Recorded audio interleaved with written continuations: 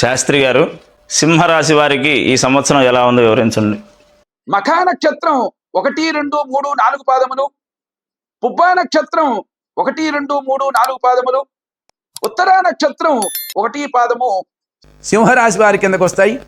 ఆదాయం 11, వ్యయం 11, రాజపూజ్యం 3, అవమానం 6. ఈ రాశి వారికి శుభాశుభములు మిశ్రమ ఫలితంగా ఉంటూ ఉంటాయి. మీలో ఎన్ని రకాలుగా శక్తి సామర్థ్యాలు ఉన్నా అవి కొంత సన్నగిల్లుతూ ఉంటాయి. అకారణంగా మాటలు పడవలసి వస్తూ ఉంటుంది.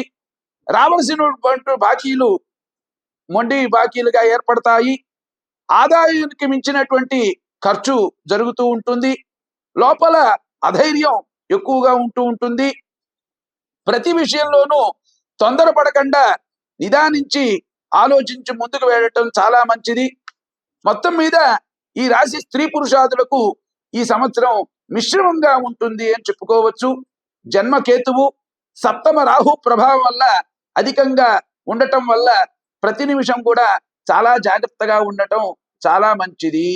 సబ్స్క్రైబ్ చేయండి, లైక్ చేయండి, షేర్ చేయండి.